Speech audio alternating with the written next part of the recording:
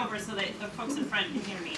So the idea, and again it's an idea, was that it would be approximately 15,000 square feet, which is about 2.5 tennis courts. That's about how big 15,000 square feet is. We measured it on a map so that we could kind of give you a size comparison. So if you can think of the tennis courts that are where the Great Lawn are now, think of 2.5 of them, that's about 15,000 square feet. Speak louder. We could have bring the boom box. All right. Really get my practice on my website. So essentially, it's an idea, it's a concept. The idea was that you would have maybe meeting space, restroom space, you might have a small area for music, you might have an art exhibition. So the intention was that it was going to be sort of a new center of activity in Jackson Park. And that the music court, which is historic to the park, would get restored. So that was the idea behind it. Again, it's a proposal. A lot of folks have asked, why haven't we seen more detailed plans? These renderings keep coming up, but we don't have any more details. Part of that reason is that we would not take the next step in designing a lot more details unless the community was with it and going forward. And we took that next step and went to what we call design development drawings, which are a little bit more advanced than we are now. So this is really conceptual. It's just an idea right now. All right, Michael, you want to go to the next one? Okay, this is, as I'm sure a lot of you have also heard, this is the Yoko Ono piece called Sky Landing that is proposed to go on the wooded island. So this was announced back in 2015. You probably saw a lot of it in the press. This would be Yoko Ono's first piece of art in the United States. So she chose Chicago. She chose Chicago for a couple of reasons. One, she was here in the 70s and fell in love with the lake. I can't fault her for that. All of us love the lake. And she loved the sky. And the sky plays a big role in her art pieces. She tells stories about how she was watching the Tokyo bombings outside of Tokyo when she was a child in 1945 and was staring up at the sky and obviously seeing fire and burning and that sort of thing. And so a lot of her art pieces are sort of trying to tie in the idea of healing the sky, connecting the earth with the sky, and that's kind of the concept. So I know it's hard to see, but that rendering is essentially between two mounds. Okay, sorry. I'm not used to yelling. And thank you. The piece is about 12 feet tall, just to give you a sense of scale. The proposal is, so the site work is occurring now. It is intended to come to be open in the fall, so September, October timeframe. It will be open in this fall? No, 27.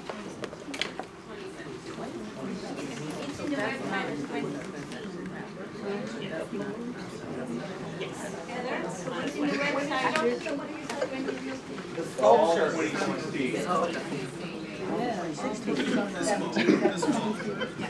All right, I'm going to let Michael Lang yell a little bit because my voice is going and he might be louder than me. Michael, come over here and yell though. Come in the middle. So my name is Michael Lang. I'm a project manager with the Park District. I work in the planning and development department, and you may have seen me at some of the community meetings in the past. So part of our role and responsibilities in Jackson also includes working with the Chicago Department of Transportation. The Darrow Bridge, or as CDOT will call it, the Columbia Bridge, is in the process of, we all know it's closed, right? It's not safe for pedestrian access.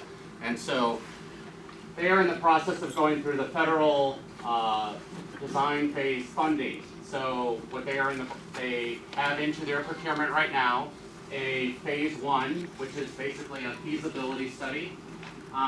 They assess the conditions and they do a bunch of background checks in terms of like how historic is it, are there environmental issues, like what's the alignment of the bridge, how can it be built or rebuilt or whatnot. Because it is a historic bridge and you are using federal funds, they are obligated to comply with the Illinois Historic Preservation Authority and go through that review process as well. So CDOT has not yet to award that project yet. It's still in City Hall's procurement. And so as soon as that is completed, they anticipate about a 2-year time period to do the analysis and the feasibility, and then come up with the design documents before construction could occur. So, so I guess simply putting it, if they award the contract today, you're talking construction could begin at the soonest by the end of 2018. They're planning a pedestrian bridge or a vehicle bridge? So currently, as they've stated that they would evaluate it and assess it for pedestrians, bicycles, and emergency vehicles. Repeat that, because that's obviously a hot topic. Say that again. So, yeah. So CDOT has confirmed that what they're evaluating its use for is pedestrians, bicyclists, and emergency vehicles only. Alright. Did So, everyone hear that? if anybody in here, so the clearance, the Darrow Bridge will be used for pedestrians, bicyclists, and emergency vehicles only. It is not going to be opened up to cars or trucks or anybody else. So let's get that one out of the way. Can you check that one off the list? Good. So, We'll get the questions, we'll get the questions.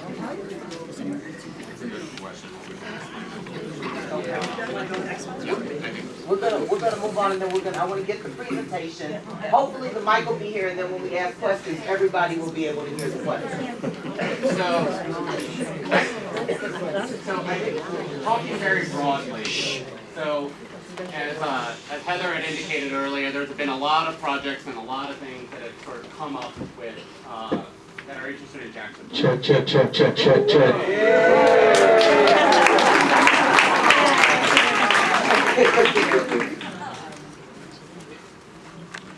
So there's been a lot of projects that have come up in Jackson Park, and we sort of wanted to step back and take a look at things a little more holistically. And so through the partnership with Project 120 and the Olmsted expert of Heritage Landscapes, we embarked on an idea of, like, let's look at the South Parks, which was the original park system that was developed by the Olmsted firm. So Okay, that's, so can I stop you right there? So what is Project 120? Well, we're gonna start at the very basics, because I think that's important as to how we move along. So what is Project, we've heard Project 120. Let's get out what it is. So Bob is here, so I'm gonna let Bob describe for him if he wants, but I'm gonna start. As I said when I opened up, and probably half you didn't hear me, 7 years ago I had a map on my wall, and it was begging me to make change in historic Jackson Park for the better of everyone. And maybe 3 years ago, I had the pleasure of meeting Bob Carr, and Bob Carr came to me with an idea. And he said, you know, I would like to fundraise privately to stimulate a lot of different change that you're talking about. And we talked about a lot of ideas. We talked about the cherry trees, and we talked about the Darrow Bridge, and we talked about the Glypher funds, because we needed matching dollars. And I'm proud to say that all that restoration you're seeing out there, not a dollar, not a dime of Park District money was put into that project. That was all federal funds and the funds that Project 120 raised. And how much was that? Actually, I don't know the number offhand. Michael, do you know, or Heather, do you know? It was a lot. Yeah, it was no. Everything is a lot. We'll find it. A lot based So on. I think the question on everybody's mind, I mean, we're very grateful that the federal funds have kicked in, but I think what everybody's interest is that what happens in Jackson Park, how does that get driven? And who determines? Just because the money is there doesn't mean that the project or whatever the proposals are have to happen. And so I think that is more the concern, and not understanding, what is Project 120, who is Project 120, and why do they have free license with Jackson Park? And I know that is not supposed to be the case, and I know that's not what the Park District wants, but that has been the appearance, and so that's why we're trying to get clarification here today. Good. The easiest way to say it is, Project 120 is a group of individuals who are very interested in making change in Jackson Park.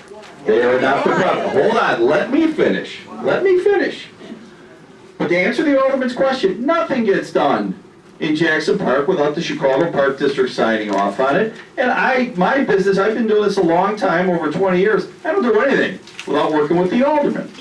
And, yes, I understand, and you guys won, we didn't do it. I get it. And if that's the goal, if the goal is, we're not gonna go down the promontory point. If nobody wants to do. That's not what I meant. Okay, man, I'm not debating any of you. Let me go back to what I originally said here. I'm here to listen. I don't have all the answers. I'm here to listen. My point is, it is a Chicago Park District park. It is all of your park. The goal here is to make as many of you, preferably all, but unanimity's tough, let's face it, but to make everybody happy, to feel good about Jackson Park. That's the business I'm in. I'm not in the business of making people upset. I want people to feel good about the park. But I want to make change, because we just can't let it sit. I need help. Everybody talks about private and public partnerships. You need those dollars. We can't do it alone. The Park District can't, God knows the city can't, right? So that's it. I don't have the list of all the people on Project 120. I don't know who all the people Well, are. then where is the list? But why? It's someplace. Why, ma'am? It's Why? someplace. Do you know why? I'm gonna tell you why. Yeah, here, take the mic, hold on, take the mic. Everybody has a right to know who is investing in our community. This is our community. We live here. I've lived here for over 50 years, and a lot of people have lived here much longer than I have. So if investors are coming into our community, are they Chinese investors? Are they investors just like you? Or are they investors just like me? Who are the investors? There's a list of investors, and we want to know who they are. And there is a list. Can't tell me there isn't. But ma'am, All right, wait, we're gonna stop, because the idea here again is to get information and to get things clarified. If it will help you to know who some of they are, could the Park District provide yes, a list? And the answer is yes. yes. You know, I think the community, we want to know who's coming into the community and what do they plan on doing and why don't they want to include us? And I know that we want to be included, and we have the Jackson Park Advisory Council, and we have the Washington Park Advisory Council that have community members that have been participating for years. And now people are interested, and while we're happy to have that interest, we want to be their partners, and we want to help them drive the bus, if you will. Did I state that? Can we all agree to that principle? That through your office, is that will be fine. We are. I just want to make sure that we are, those things that are clear before we move on. All right. Okay.